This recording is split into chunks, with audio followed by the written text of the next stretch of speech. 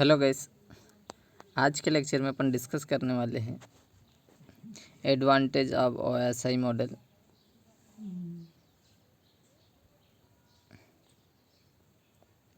OSI model अपन जो previous lecture में उसमें उसके लेयर्स और उसके डेफिनेशंस अपन ने देख ली थी। ठीक है, अब उसके एडवांटेज देखते हैं। तो एडवांटेज क्या होता है ओएसआई मॉडल के?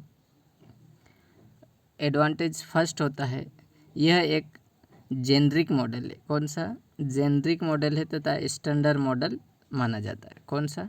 एक जेनरिक मॉडल तथा इसे स्टैंडर्ड मॉडल माना जाता है। ठीक है, अब सेकंड पॉइंट, ये ओएसआई मॉडल की लेयर जो वह सर्विस एंड इंटरफेस तथा प्रोटोकॉल के लिए बहुत ही विशिष्ट होता है। ठीक है, तो जैसे अपन की किसी भी डिवाइसेस के बीच में कम्युनिकेशंस करवाना चाहते हैं तो उसमें अलग अलग प्रकार की लेयरें यूज की जाती है। ठीक है, अब उन लेयरों के बीच में क्या जो सभी लेयर्स क्या देती है? सर्विस देती है, और सर्विस के बाद उन्हें क्या किया जाता है? इंटरफेस, मतलब कि डेटा को क्या कर दिया जाता है? आदान प्रदान किया जाता है। तथा प्रोटोकॉल के लिए बहुत ही विशिष्ट होता है, यानी कि प्रोटोकॉल इसमें बहुत ही स्पेशल होते हैं जिसके माध्यम से अपन कम्युनिकेशंस करवाते हैं। ठीक है, तो जो प्रोटोकॉल का रोल भी मेन होता है डेटा को ट्रांसमिट करने के लिए। ठीक है, कम्युनिकेशंस करवाने के लिए। तो इसमें क्या होते हैं? अलग अलग प्रकार के प्रोटोकॉल से यूज किए जाते हैं, जैसे TCP/IP, UDP, SNTP, टेलनेट, अलग अलग प्रकार के प्रोटोकॉल्स यूज़ किए जाते हैं।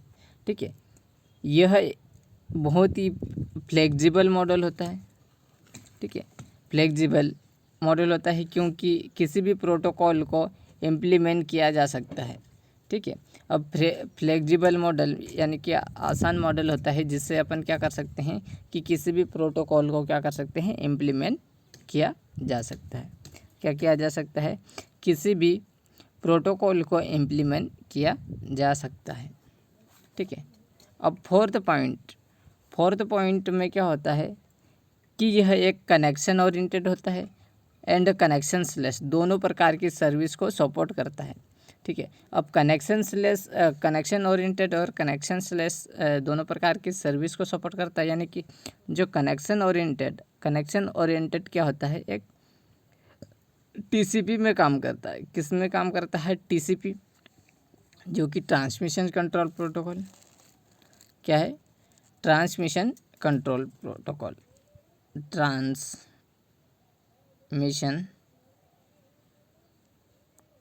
Control protocol. ठीक है, अब ये ट्रांसमिशन प्रोटोकॉल में क्या होता है? Connection oriented. अब कनेक्शन ओरिएंटेड क्या होता है कि पहले अपन कोई भी डेटा ट्रांसमिट करना चाहते हैं तो उससे पहले क्या अपने को कनेक्शंस बनाना पड़ता है। क्या बनाना पड़ता है? कनेक्शंस बनाना पड़ता है। उसके बाद ही डेटा को ट्रांसमिट किया जा सकता है। क्या किया जा सकता है? डेटा को ट्रांसमिट किया जाता है।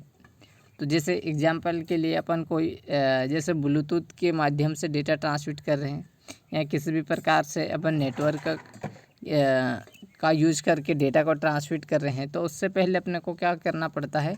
उसका कनेक्शंस बनाना पड़ता है।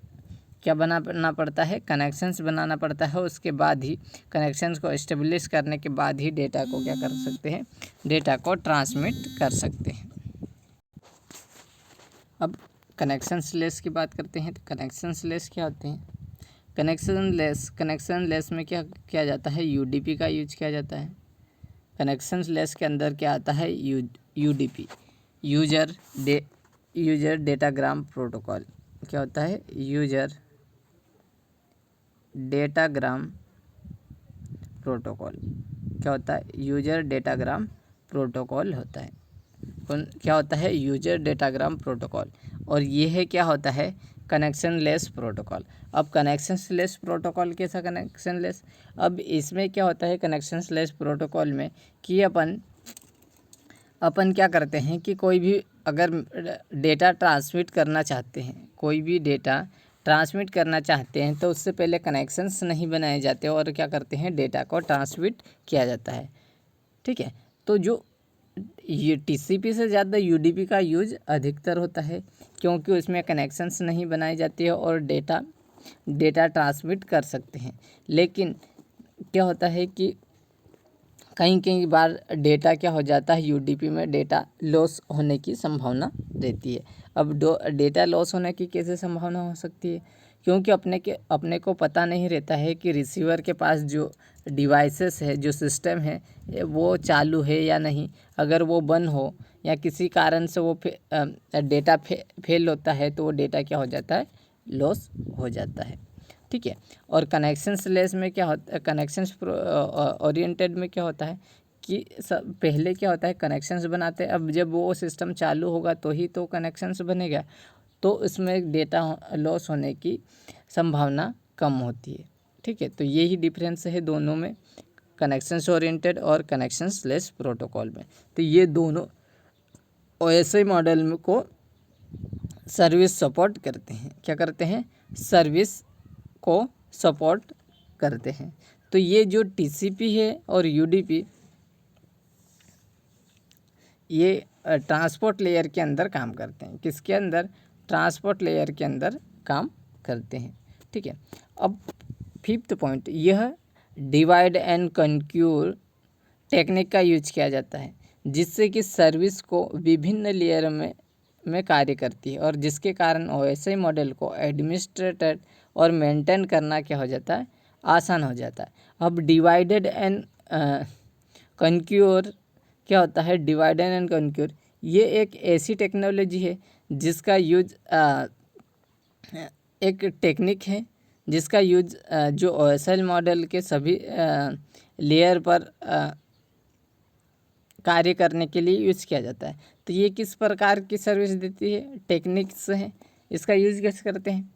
जैसे ये क्या करता है कि जैसे मान लो कि ABCD या EF इस प्रकार से कोई डेटा हो, तो उस डेटा को क्या कर देता है, जब डेटा सेंड होता है तो उस डेटा को क्या कर देता है, कन्वर्ट कर देता है। किसमें, स्मॉलेस्ट में कन्वर्ट कर देता है, DEF।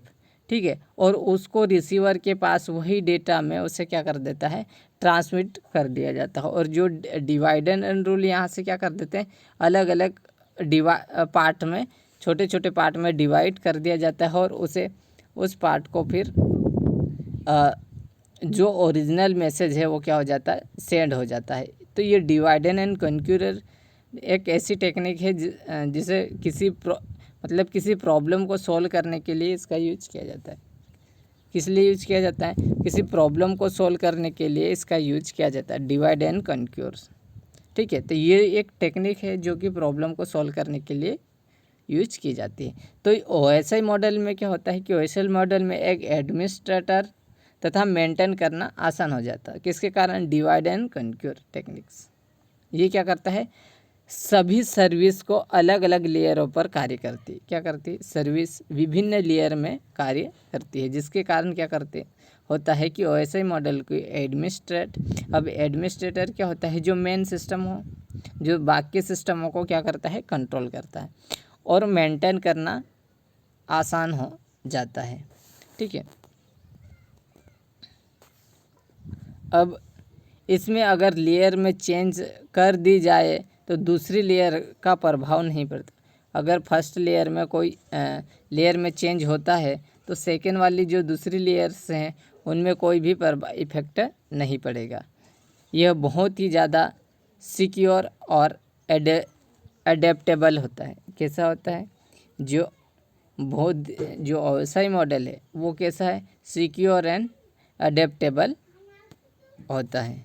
ठीक है, तो इसके सारे एडवांटेज आप लोगों को समझ में आ चुके होंगे। ठीक है, समझ में आ चुके होंगे।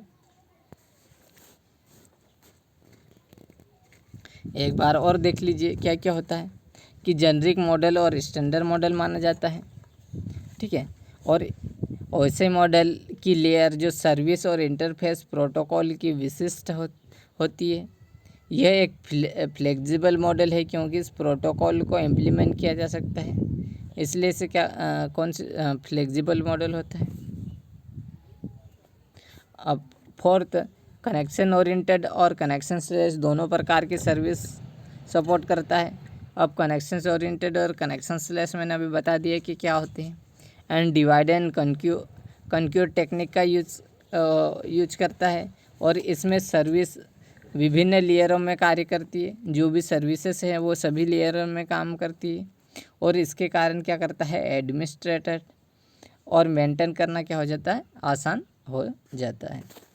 ठीक है। 6 पॉइंट, इसमें अगर एक लेयर में चेंज कर दी जाए तो दूसरी लेयर में इफेक्ट नहीं पड़ेगा, पर कोई भी प्रभाव नहीं पड़ेगा और उसमें बहुत ही ज़्यादा सिक्योर और अडेप्टेबल है। क्या है, सिक्योर और अडेप्टेबल है। ठीक है, तो ये एडवांटेज इसके कंप्लीट हो गए। अब डिसएडवांटेज की बात करें तो इसके डिसएडवांटेज क्या क्या हो सकते हैं। डिसएडवांटेज क्या क्या हो सकते हैं। डिसएडवांटेज ऑफ OSI मॉडल, किसके डिसएडवांटेजेस क्या क्या हो सकते हैं, इसकी हानि का क्या हो सकती है। ठीक है, पहली चीज़, किसी भी विशेष प्रोटोकॉल को डिफाइन नहीं किया जा सकता है। क्या होता है कि किसी भी स्पेशल जो प्रोटोकॉल्स होते हैं उन्हें क्या कर सकते हैं, डिफाइन नहीं कर सकते हैं और इसमें कभी कभी नए प्रोटोकॉल इम्प्लीमेंट करना मुश्किल हो जाता है। क्या हो जाता है, कभी कभी नए प्रोटोकॉल्स को इम्प्लीमेंट करना मुश्किल हो जाता है क्योंकि इस मॉडल में प्रोटोकॉल को इन्वेंशन से पहले ही बना दिया गया। किससे, इन्वेंशन से पहले ही बना दिया गया, इन्वेंशन से पहले ही बना दिया। मतलब कि ये क्या होता है कि जैसे अब कई नए नए प्रोटोकॉल से होते हैं, जो प्रोटोकॉल से इम्प्लीमेंट क्या होते हैं वो इम्प्लीमेंट नहीं कर पाते सही तरीके से, क्योंकि ये क्या होता है कि जो OSI मॉडल उन प्रोटोकॉल से पहले ही बना दिए गए। ठीक है, तो उस कारण से उन्हें इम्प्लीमेंट करना, ऐड करना क्या हो जाता है, थोड़ा मुश्किल हो जाता है। ठीक है, और इसमें सर्विस का डुप्लीकेट हो सकता है। क्या हो सकता है, सर्विस का डुप्लीकेट हो सकते हैं, जैसे transport and data link layer दोनों के पास एरर कंट्रोलर की विधि होती है। हाँ, तो क्या होता है कि डेटा लिंक लेयर के पास भी वो एरर कंट्रोलर का यूज करता है और जो ट्रांसपोर्ट लेयर भी वो भी क्या करता है, एरर कंट्रोलर का यूज करता है। और एरर कंट्रोलर के साथ साथ ये फ्लो कंट्रोलर के साथ दोनों यूज करते हैं। किसका, फ्लो फ्लो कंट्रोलर को दोनों सपोर्ट करते हैं, ट्रांसपोर्ट लेयर और डेटा लिंक लेयर दोनों से करते हैं। तो ये सर्विस क्या होती है, डुप्लीकेशंस के अंदर आ जाती है। किसके अंदर, डुप्लीकेशंस के अंदर आ जाती है, क्योंकि दोनों लेयर एक ही जो टेक्निक का यूज करती है, एरर कंट्रोलर की जो मेथड है उनका यूज करती है। ठीक है, देन नेक्स्ट, ये सभी लेयर एक दूसरे पर इंडिपेंडेंस होती। ये चीज़ अपन OSI मॉडल जब पढ़ा था वहाँ पे भी देखा था कि ये सभी लेयर एक दूसरे से क्या होती है, दूसरे पर इंडिपेंडेंस होती है। अब इंडिपेंडेंस तो होती है, लेकिन ये क्या करती है, एक दूसरे लेयर को डेटा को ट्रांसमिट करती है। क्या करती है, फिजिकल लेयर से data link layer, data link layer से network layer, then network layer से ट्रांसपोर्ट लेयर और ट्रांसपोर्ट लेयर से सेशन लेयर, सेशन से प्रेजेंटेशन लेयर और देन एप्लीकेशंस लेयर पे डेटा को क्या करती है, ट्रांसमिट करती है। तो ये जो लेयर होती है वो एक दूसरे पे डिपेंड नहीं होती है, बल्कि ये क्या होता है, एक दूसरे को डेटा ट्रांसमिट करती है। क्या करती है, एक दूसरे को डेटा ट्रांसमिट करने का काम करती है। ठीक है, तो इतनी चीज़ें आप लोगों को समझ में आ चुकी होगी कि उसके एडवांटेज एंड डिसएडवांटेज दोनों आप लोगों को समझ में आ चुके होंगे। ठीक है, अब इसकी करैक्टरिस्टिक्स की बात करें कि तो इसकी जो करैक्टरिस्टिक्स है वो क्या क्या है। करैक्टरिस्टिक्स ऑफ OSI मॉडल, इसकी विशेषता है क्या क्या हो सकती है। देखिए, तो इसकी जो विशेषता है वो क्या है, यह मॉडल 2 लेयर में डिवाइड होता है। किस में, 2 लेयर में डिवाइडेड होता है। ठीक है, एक अपर लेयर और दूसरा लोअर लेयर। किस में, 2 लेयर्स में डिवाइड करता है, अपर लेयर देन दूसरा लोअर लेयर्स, ठीक है। और इसकी अपर लेयर की जो मेन एप्लीकेशन से संबंध इश्यूज़ को हैंडल करती है और ये सॉफ्टवेयर पर लागू होती है। कौन सी? जो अपर लेयर होती है, मतलब अपर यानी कि जो ऊपर वाली लेयर, सबसे ऊपर टॉप पे कौन सी लेयर होती है? Application layer. सबसे लास्ट में कौन सी होती है? फिजिकल लेयर, ठीक है। Physical layer, data link layer, network layer, transport layer, session layer, presentation layer और एप्लीकेशन। तो टॉप पे कौन सी है? सबसे ऊपर अपर लेयर, एप्लीकेशंस लेयर, और सबसे नीचे कौन सी है? फिजिकल लेयर, ठीक है। तो ये क्या करते हैं? 2 लेयर्स में डिवाइड करते हैं, अपर लेयर और लोअर का। तो अपर लेयर में क्या होता है? एप्लीकेशन से संबंधित जो भी इश्यूज़ को हैंडल करती है, मतलब एप्लीकेशन से रिलेटेड जो भी प्रॉब्लम्स आती है उसे हैंडल करती है। ये केवल सॉफ्टवेयर पर लागू होती है। अब एप्लीकेशन से नाम से ही पता चल रहा है, तो एप्लीकेशंस क्या होते हैं? एप्लीकेशन एक सॉफ्टवेयर पर लागू होती है। एप्लीकेशन लेयर एंड यूजर के सबसे नज़दीक होती है। किसके? एंड यूजर के सबसे नज़दीक होती है। और OSI मॉडल की लोअर लेयर जो डेटा ट्रांसपोर्ट के इश्यूज़ को हैंडल करती है। किसको हैंडल करती है? Data transport. जब डेटा ट्रांसपोर्ट कर रहे हैं उस समय कोई भी इश्यूज आते हैं, तो उस समय क्या होता है कि ये जो लोअर लेयर होती है उसे हैंडल करती है। क्या करती है? उसे हैंडल करने का काम करती है। क्या करती है? हैंडल करती है, यानी कि मैनेज कर देखती है इश्यूज़ को। और data link layer and physical layer ये दोनों हार्डवेयर एंड सॉफ्टवेयर में लागू होती है। किस में? Hardware and software. ये फिजिकल लेयर सबसे निचली लेयर होती है, निम्नतम लेयर, और ये फिजिकल मीडियम से ही नज़दीक होती है, ठीक है। अब फिजिकल लेयर का जो मेन कार्य होता है, फिजिकल मीडियम से डेटा या इंफॉर्मेशन को रखना होता है। क्या होता है? फिजिकल मीडियम में डेटा या इंफॉर्मेशंस को क्या रखना होता है? फिजिकल लेयर का जो मेन कार्य होता है, ठीक है। तो इतनी चीज़ें आप लोगों को समझ में आ चुकी होगी, ठीक है, कि कौन कौन से एप्लीकेशंस, कौन कौन से एडवांटेज होते हैं, कौन कौन से डिसएडवांटेज होते हैं, इसकी कैरेक्टरिस्टिक्स क्या होती है। तो इन सभी चीज़ों को अपन ने डिस्कस कर लिया है, ठीक है। क्या किया? सभी चीज़ों को अपन ने डिस्कस कर लिया है। तो उम्मीद करता हूँ कि आप लोगों को ये सारी चीज़ें समझ में आ चुकी होगी, ठीक है।